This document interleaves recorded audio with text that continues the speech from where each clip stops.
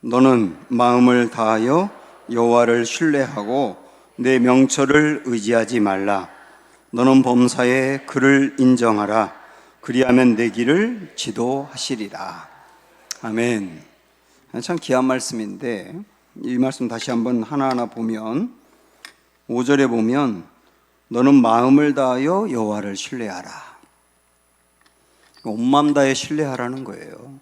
온 마음 다해 신뢰하라. 신뢰도 사람 간의 관계에서의 신뢰도 전적으로 신뢰하는 경우가 있고 부분적으로 신뢰하는 경우가 있지 않습니까?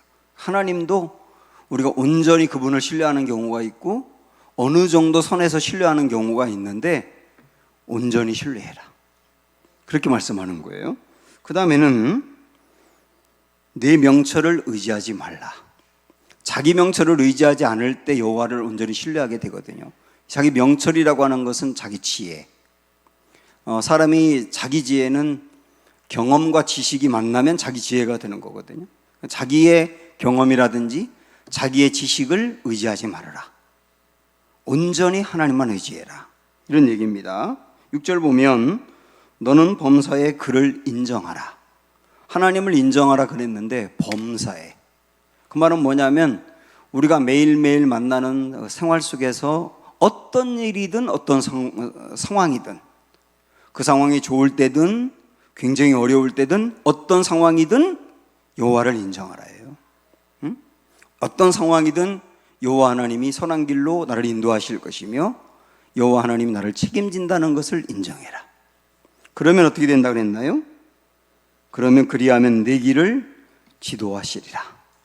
하나님이 정말 선한 길로 우리를 인도하신다. 이런 의미의 말씀으로 주신 겁니다. 굉장히 귀한 말씀이죠. 이렇게 하나님은 우리의 길을 인도하시는 분이세요. 그동안에 우리가 보았던 2시간의 말씀을 보면 성경을 접할 때 하나님이 우리를 인도한다. 이 성경을 가까이 하는 시간에 하나님의 뜻과 말씀이 여기에 있다. 그것을 알아내는 게 중요하다 그랬죠. 그 다음에 또 하나는 기도할 때 우리를 인도한다 그랬어요. 기도할 때 특별히 내 마음의 감동이라든지 어떤 깨달음이라든지 그런 걸 통하여서 우리를 인도한다. 그래서 성령 안에서 기도해야 된다. 그렇지 않습니까?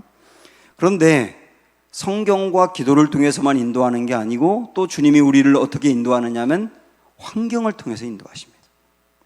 그 환경이라고 하는 것도 우리가 만나는 모든 환경도 하나님이 우리를 인도하시는 통로가 된다는 거예요.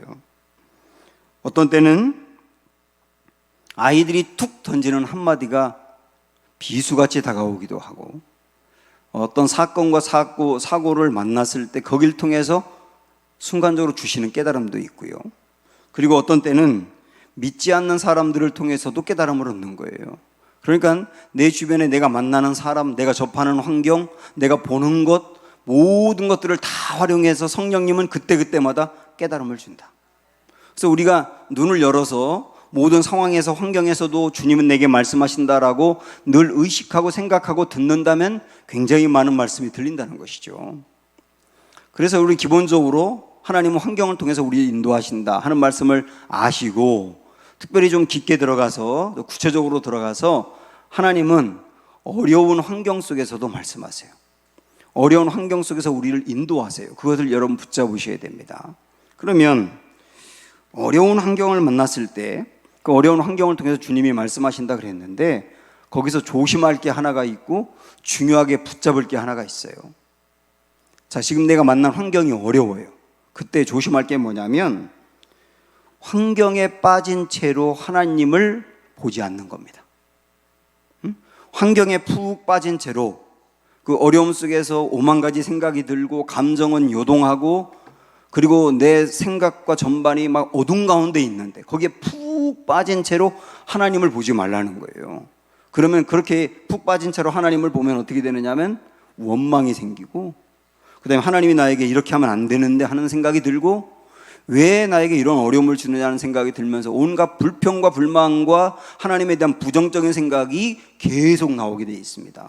그러면 어려운 환경이 우리를 하나님께서 멀어지게 하는 거거든요.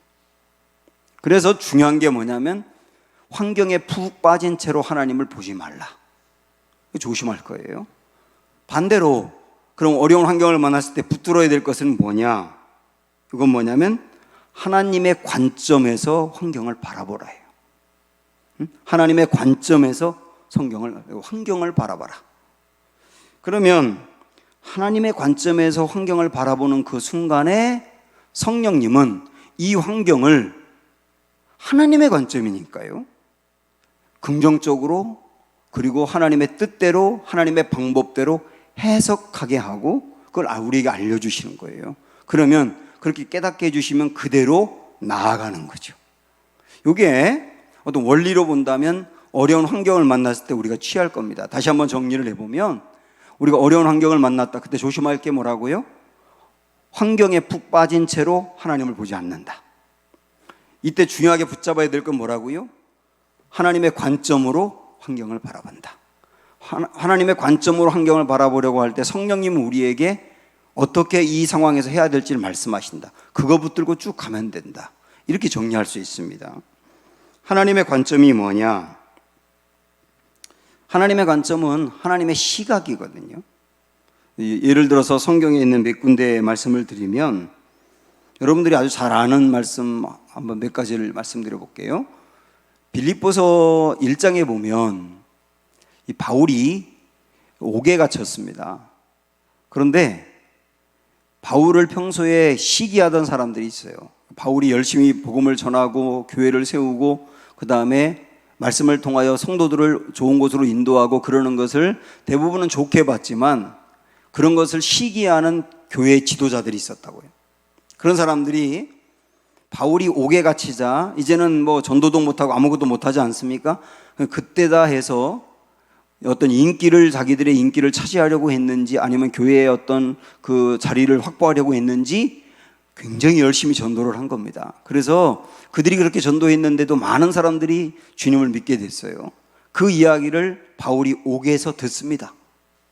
그리고 뭐라고 말하냐면, 좋은 목적으로 복음을 전하든 안 좋은 동기로 복음을 전하든 전파되는 것은 그리스도가 아니냐. 그러니까 내가 옥에 갇힌 게 오히려 많은 사람이 복음을 전할 수 있는 기회가 됐으니 내가 옥에 갇힌 게 잘 됐네. 그리고 내가 옥에 갇히고 나니까 그동안에는 교회 교인들이 내가 전도하니까 자기들이 안 했는데, 이제는 내가 옥에 갇히니까 모든 교인들이 다 나서서 막 바울처럼 해야 된다 그러면서 너도 나도 나서서 복음을 전하고 나니까 이 교회가 오히려 성장하는 기회가 됐네. 그러면서 내가 옥에 갇힌 것이 도리어 유익이 되었다. 이렇게 바라보는 게 뭐라고요? 하나님의 관점이라고요. 이 관점을 성령님이 그때그때마다 주신다는 거예요. 또 하나, 한나가 아이가 없었지 않습니까? 그러다 보니까 그 남편인 엘가나가 그 두 번째 부인을 뒀거든요. 그 두 번째 부인이 분인나라고 하는데, 이 분인나는 아이가 있었잖아요. 그러니까 이 분인나가 언젠가부터 자기가 아이가 있고 한나가 없는 것을 가지고 한나를 괴롭히기 시작하는 거예요. 아이가 없으니까, 자기는 아이가 있으니까. 그걸 갖고 계속 한나를 괴롭혀서 한나가 그것 때문에, 아주 분인나 때문에 마음이 늘 격동이 되는 겁니다. 그래서 참다 못해 성전에 와가지고 기도하기 시작해요. 나에게도 아이를 달라고. 그래가지고 나중에 하나님께서 그 한나에게 사무엘을 선물로 주었지 않습니까? 사무엘만이 아니고 그 이후에 5아이가 더 태어나거든요. 그래서 나중에 보면 그 분인나라고 하는 여자가 정말 자기 마음에 상처를 주고 그래서 원수 같은 여자였는데, 지나고 났더니 그 분인나 때문에 사무엘을 낳고 아이를 낳은 거예요. 그럼 그 분인나는 결국 내게 은인이 되었다는 거예요. 나로 하여금 마음이 괴로워서 하나님께로 가게 했고, 그래서 그것으로 인하여 생각지도 않았던 선물을 두루두루 받게 만들었단 말이에요. 그래서 이 분인나가 은인이 되었다. 이렇게 바라보는 게 하나님의 관점이라는 겁니다. 또 시편 73편에 보면 거기에 그 아삽이라고 하는 그 성가대 지휘자인데, 이 사람이 하나님 앞에서 이렇게 고백을 합니다. 내가 하나님 때문에 미끄러질 뻔했다. 미끄러질 뻔했다는 말은 마음이 실족했다는 뜻이에요. 왜 실족했냐면 의로운 사람들은 잘 안 풀리는 것 같은데 악한 사람들은 잘 되는 것처럼 보이니까. 왜 악한 사람이 의로운 사람보다 부유하게 사는가? 그게 참 이해가 안 되는 거예요. 그래서 성가대 지휘자면 굉장히 이제 믿음이 좋은 사람이었을 텐데 그럼에도 불구하고 실족했다는 거예요, 거기서. 그래서 이 문제로 왜 그럴까 자꾸 생각을 하면 생각하면 생각할수록 마음의 고통은 심해졌다고 나오고요. 그래서 이 사람이 더 이상 생각을 하지 말자. 그리고 생각을 딱 내려놓고 성전에 갔다고 나옵니다. 그 다음에 뭐라고 표현하냐면 성전에 가서야 결국을 알았다. 결국을 알았다. 뭘 알았다는 걸까요? 그 악한 사람들이 지금 우리가 볼 때는 잘 되는 것 같지만 그러나 종국의 저들의 인생은 파멸로 갈 텐데 지금 당장 눈앞에 그들이 잘 되는 것 때문에 내가 부러워할 필요가 뭐가 있는가? 나는 내 길을 가자 결정했다는 거예요. 그걸 깨달은 게 뭐냐면 하나님의 관점이거든요. 여러분 제가 몇 가지 이제 예를 들고 있지만 하나님의 관점을 가지고 어려운 환경과 고민되는 상황을 보는 순간 고민이 해결되고 길이 열리는 거거든요. 마음의 길이. 그래서 이 하나님의 관점을 갖는 게 아주 중요합니다. 어떤 사람이 하나 더 말씀드리면 이건 뭐 성경에 나오는 얘기는 아닌데 그렇게 볼 수 있다라는 생각이 들어서 말씀을 드리면 다윗이 골리앗을 보고 공격하고 넘어뜨렸지 않습니까? 그런데 다윗 먼저 그 이스라엘의 병사들은 골리앗을 보고 주저앉아 버리고 숨어 버렸어요. 그것을 가지고 영어로 이렇게 표현합니다. Too big. Too big이 뭡니까? 너무 크다. 너무 크다. 어떻게 하기에 너무 크냐? Too hit. 그를 때려서 눕히기에는 너무 크다. 이렇게 생각한 사람들이 이스라엘의 군인들이라는 거예요. 그러니까 그들은 숨어버린 거죠. 그런데 다윗은 어떻게 생각했느냐? Too big, 너무 크다. 어떻게 하기엔 너무 크냐? Too miss. 그에게 돌을 던져서 못 맞히기에는 너무 크다. 대충만 던져도 맞는다라고 생각했다는 거죠. 그러니까 똑같은 골리앗을 보면서 야, 무너뜨리기에는 너무 크다와 실수하기에는 너무 크다라고 보는 이 관점의 차이, 이게 뒤로 물러서게 하느냐 앞으로 공격하게 하느냐를 결정했다는 거예요. 그러고 본다면 여러분 이런 쭉 많은 이야기들이 관점을 말하는 거예요. 관점. 지난 주일날 오후에 우리 지방에 어떤 교회가 이제 개척을 했는데 사실 뭐 이미 있던 교회를 다시 이제 시작한 것이긴 하지만 지하에 있는 교회였어요.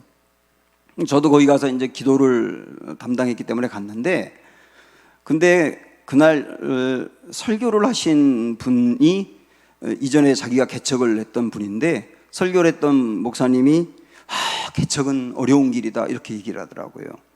그 다음에 축사를 맡은 목사님이 자기도 미국에서 개척을 했는데 개척은 진짜 어렵다 이렇게 얘기하더라고요. 그 다음에 격려사를 맡은 목사님이 자기도 보니까 개척이 어렵다. 아니 그 축사인지 격려사인지 어렵다고 말하는 게 뭐가 축사고 뭐가 격려사입니까? 저는 그 얘기 들으면서 막 속에서 아니 이제 개척을 시작한 목사님을 앞두고 개척 어렵다고 하면 뭐하러 온 거야 저 사람도 이런 생각이 드는데 마지막에 축도하려고 나온 목사님이 축도인데 자기가 꼭 한마디 하고 싶다는 거예요. 그러면서 뭐라고 그러냐면 자기가 개척을 여러 번 했는데 개척 재밌어요. 개척 재밌다는 말은 어렵지 않다는 얘기가 아니에요. 그러나 어렵지만 하다 보면 하나님이 역사하는 걸 경험하게 되고 신앙이 생생하게 되고 어려울 땐 기도하면서 믿음이 뜨거워지게 되고 교인들 한 명 한 명 늘어나는 걸 보면 정말 기쁘다. 그러니까 용기 갖고 하라. 이런 얘기 아닙니까? 그 얘기 들으니까 제가 다 시원하더라고요. 똑같은 상황을 두고 그걸 어떻게 바라보느냐가 정말 중요한데 이렇게 바라보는 게 관점이라고. 하나님의 관점. 자, 이렇게 생각을 하면서 하나만 더 예를 들어보면요. 블랙카비 이 목사님이 딸이 캐리라고 있는데 이 캐리가 16살에 암에 걸렸어요. 그래서 8개월 동안 항암 치료를 받습니다. 그러니까 16살 먹은 딸이 항암 치료 받으니 아버지 마음이 어떻겠어요? 처음에는 아까 우리가 봤던 내용처럼 환경에 푹 빠진 채로 하나님을 봤다고 생각을 해보세요. 16살 먹은 외동딸이거든요. 더더욱 그 외동딸이 암에 걸려있는 그 환경에 푹 빠진 채로 하나님을 본다면 그 목사님의 입에서 나오는 말은 원망일 거예요. 아니 내가 이렇게 목회했는데 하나님 나에게 이렇게 할 수 있나요? 제가 무슨 잘못을 했나요? 하나님 목사의 딸이 이렇게 외동딸인데 이렇게 암에 걸리면 다른 사람이 뭐라고 말하겠어요? 이런 말들이 그 입에서 계속 나올 수밖에 없지 않습니까? 이게 뭐냐면 환경에 푹 빠져서 하나님을 보는 거예요. 그런데 이 목사님은 그렇게 하지 않았다는 거예요. 환경에 푹 빠진 채로 하나님을 보는 게 아니고 하나님의 관점으로 환경을 봤다. 자기가 그런 고백을 해요. 하나님의 관점으로 환경을 봤다. 하나님의 관점이 뭐냐면 하나님이 우리를 위해서 십자가의 아들까지 보내실 정도로 우리를 사랑하신다. 그러니까 하나님이 얼마나 나를 사랑하시고 우리 딸을 사랑하시는지 그 하나님의 사랑이라고 하는 것을 바탕에 깔고 문제를 보기 시작했다는 거죠. 그러니까 소망이 생기기 시작하는 거예요. 자, 보세요. 똑같이 딸이 암에 걸린 상황에서 절망으로 가기도 하고 소망으로 가기도 해요. 근데 그 소망으로 간 게 하나님의 관점으로 보는 거죠. 그러다 보니까 자꾸 그냥 말씀을 묵상하게 되고 그 말씀을 묵상할 때 나사로가 병들었을 때 우리 예수님이 나사로가 죽어간다는 이야기를 듣고 하셨던 말씀이 요한복음 11장 4절에 보면 그는 죽을 병이 아니다. 이런 말씀하신 게 버뜩 묵상이 되면서 거기서 하나님의 말씀을 통하여 소망을 얻는 거예요. 그래, 내 딸 죽을 병이 아니야. 그 말씀을 붙드는 거예요. 그런데 그 말씀을 통해서만 붙든 게 아니고 그 다음에 여기 눈을 열어가지고 환경을 통해서 하나님이 하시는 말씀을 들으려고 하니까요, 많은 사람들이 목사님에게 연락하고 문자를 보내고 소망의 메시지를 보내고 막 그러는데 그 메시지 중에 상당히 많은 사람들이 뭐라고 말하냐면 그 병은 죽을 병이 아니에요. 자기가 묵상했던 붙잡았던 말씀하고 환경을 통하여 사람들이 전하는 메시지가 일치하는 게 너무 많더라는 거예요. 죽을 병이 아니에요. 그러니까 그런 얘기를 볼 때마다 소망은 더 불타오르는 거죠. 더 기도하게 되고요.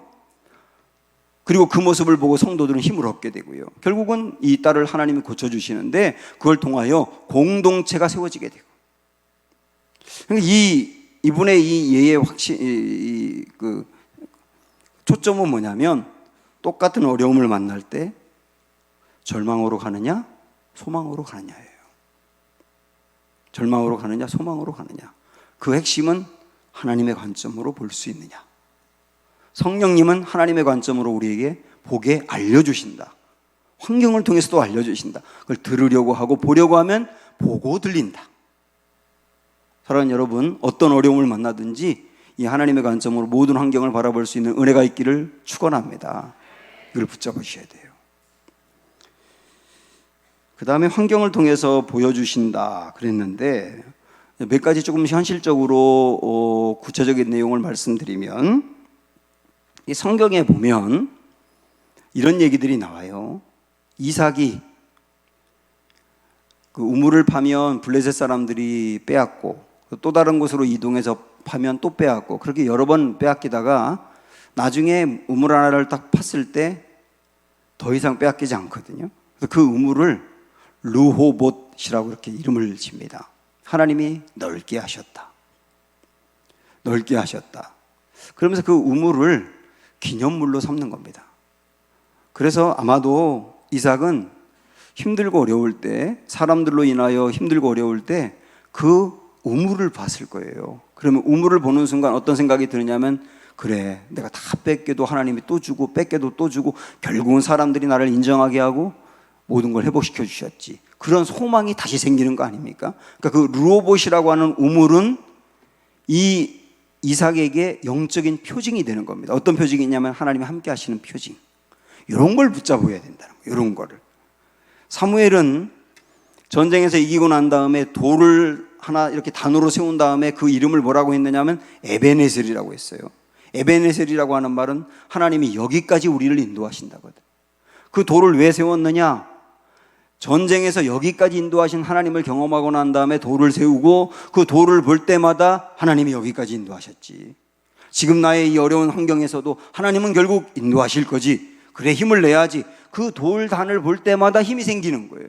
그것을 영적인 표징이라고 말하는 거예요.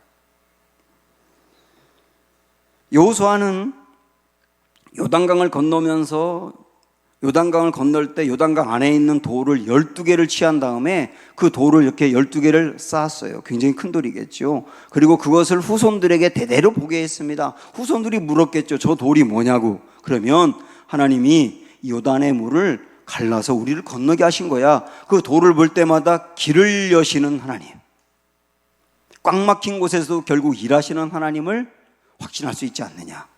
그 돌이 영적인 표징이 된 겁니다.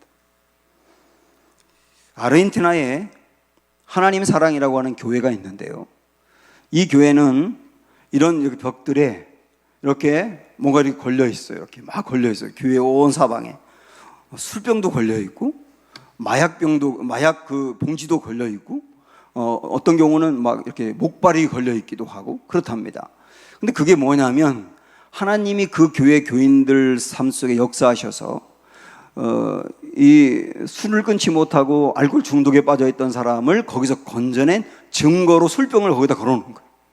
마약에 빠져가지고 헤매던 사람을 하나님이 고쳐주셔서 마약을 버리고 멀쩡하게 회복시켜주신 증거로 마약병을 거기다 올려놓고, 그 다음에 걷지 못했던 사람을 걷게 한 증거로 목발을 놓은 거예요. 그래서 교인들은 그걸 볼 때마다 역사하는 하나님을 생생하게 체험하고 힘을 잃고 어려웠다가도 그걸 볼 때마다 다시 용기를 얻는, 그 모든 것들을 뭐라고 말하냐면 영적인 표징이라고 말한다. 우리 집은 저희 아버지가 죽을 병에 걸렸을 때 아버지를 위해서 매일 가정예배를 드리고 그랬는데요, 그때마다 우리가 소망을 품었던 게 뭐냐면 히스기야의 벽기도였어요. 히스기야가 죽을 병에 걸렸을 때 벽을 향하여 기도하며 간구할 때 하나님께서 15년을 그의 생명을 연장시켜 주었지 않습니까? 우리 그걸 정말 좋아했고, 그래서 그 말씀을 자주 나누고 그러다 보니까 식사 기도를 하든지 아니면 가정 예배를 드리며 기도하든지 꼭 기도하면 항상 들어가는 게 뭐냐면 히스기야를 살려주신 하나님, 우리 아버지도 살려주십시오. 늘 그랬거든요. 그래서 저는 히스기야의 그 벽 기도를 볼 때마다 마음이 늘 뜨거워요. 제가 청년부 목회를 할 때 청년들 수련회 가면 다 벽을 향해서 바라보게 하고 기도를 시키면 어떤 때 2시간, 3시간도 기도를 했는데 그때 역사가 또 나타나더라고요. 그래서 그 벽 기도, 히스기야의 벽 기도가 우리 집에는 영적인 표징이 되는 거예요. 자, 그렇게 볼 때 여러분에게는 그런 어떤 영적인 표징이 무엇이냐, 그거를 붙들고 거기서 역사했던 하나님을 기억하며 힘들고 어려울 때 그것을 붙들고 일어나라고 하는 의미로 영적인 표징을 두라고 하는 거예요. 두라. 그래서 우리는 하나님 내게 역사했던 어떤 증거들이 나타난 것들을 보관하고 기억하고 그것을 음미하고 바라볼 수 있게 하는 게 필요하다, 그 얘기죠. 또 하나, 이 영적인 주님의 표징을 이제 구할 때 이 블랙하미 목사님은 이런 것도 있어요. 이분이 이제 목사님이기 때문에 여러 교회에서 이렇게 청빙을 받기도 하고, 그래서 이 교회에서 목회하다 다른 교회로 가기도 하는데, 여러 교회에서 우리 교회 와서 목회해달라고 청빙을 하면 갈까 말까를 결정할 때 이분이 어떤 기준으로 하느냐면, 그동안에 이 목사님이 쭉 목회하면서 경험한 것을 정리하니까 목사님은 하나님이 어디로 보내셨느냐면 영적인 각성이 필요한 곳으로 보내셨다는 것을 알게 됐어요. 그동안에 내가 목회한 교회를 쭉 지나서 정리해 보니 다 영적 각성이 필요한 교회로 나를 보내셨더라. 또 그것을 이분은 하나님이 나를 인도하는 표징으로 삼는 거예요. 그래서 어떤 교회에서 와서 목회해달라고 말하면 그 교회 상황을 파악한 다음에 그 교회에 영적 각성이 필요한 교회인지 아니면 이미 뜨거운 교회인지 이런 걸 보고, 이미 뜨거운 교회면 아무리 큰 교회도 안 간다는 거죠. 그런데 영적 각성이 필요한 교회라면 하나님이 인도하는 게 맞다고 가는 거예요. 표징, 환경이라고 하는 표징을 통하여 하나님의 길을 아는 겁니다. 감히 저도 이제 그렇게 보면서 생각을 해보니까, 저도 옛날에 교육전도사, 그 다음에 군목으로 갔을 때, 그리고 전역하고 부목사로 또 담임목사로 이렇게 몇 군데 이렇게 옮기는 과정에서 쭉 생각을 하니까 하나님이 나를 주로 어떤 교회로 보내셨고 어떻게 쓰셨나를 정리해 보니까 약간은 침체되어 있는 곳으로 하나님 보내셔서 거기서 훈련이 필요한 사람들을 훈련시키고 그래서 평신도를 세워놓는 교회로 보내셨다는 것을 제가 알게 됐어요. 그 하나님이 저를 쓰시는 길이고 방법인 거예요. 제가 이전에 부목사로 서울에서 사역을 했는데 그 교회로 가기 전에 부평에 있는 어떤 큰 교회에서 저를 먼저 이렇게 오라고 해가지고 제가 목사님을 만났었거든요. 근데 그 목사님 만나서 쭉 얘기를 하는데 그 교회를 새로 짓고 뭐 굉장히 크고 그렇더라고요. 그 목사님도 마음에 들었어요. 화끈하고. 근데 목사님, 제가 이 교회를 오게 되면 제자 훈련을 할 수 있나요? 이렇게 물어봤어요. 그랬더니 그 목사님이 나는 제자 훈련을 부정적으로 본다. 사람들이 머리만 커진다. 뭐 이러면서 우리 교회는 제자 훈련 싫어한다. 그래서 저는 그 이야기를 듣는 순간 하나님이 이 교회를 보내지 않는 거구나. 하나님은 나를 제자 훈련을 통하여서 사람들을 세워나가는 일을 위해서 썼는데 이 교회가 외적인 모습이나 모든 게 다 좋아도 제게 하나님이 썼던 방법과 연관이 안 되면 이 교회는 보내는 게 아니구나. 그랬는데 그걸 그만뒀어요. 그런데 제가 부목사로 갔던 교회에서 그 담임 목사님이 저한테 연락해서 뭐라고 말하냐면 우리 교회에 와서 제자 훈련할 사람이 필요하다. 저는 그 얘기를 듣는 순간 하나님이 보내시는 게 맞군요 하고 간 거예요. 그래서 하나님은 목사인 저뿐만 아니라 여러분도 각 사람을 여러분의 은사와 관심과 경험과 모든 것을 다 동원해서 쓰시는 방법이 있다고요.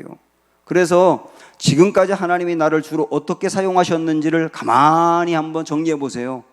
다른 교회에 있다가 우리 교회 오신 분들도 그 교회에서 주로 나를 어떻게 쓰셨고 그렇게 쓸 때 어떤 열매가 있었는지를 잘 정리해 보시면서 우리 교회에서도 내가 무엇을 할까요? 라고 할 때 하나님 무엇 할까요? 알려주세요가 아니고 하나님이 그동안에 주로 나를 어떻게 썼는지를 헤아려 보면서 그 사역에 맞는 것이면 하나님의 뜻으로 붙들고 가면 되는 것이다.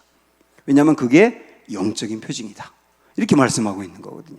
사랑하는 여러분, 하나님은 지금도 우리를 아주 구체적으로 매 순간마다 들려주시는 말씀도 있고 무엇을 해야 될지도 말씀하고 어떤 사역을 해야 될지도 말씀한다. 환경을 통하여 말씀한다. 오늘 배운 그런 내용들을 동원해서 환경 속에서도 우리에게 들려주신 하나님의 음성 붙들고 주님의 인도함대로 따라가는 은혜가 있기를 주님의 이름으로 축원합니다. 내 삶은 주의 것, 아까 우리가 불렀던 찬양인데 다시 한번 부르죠.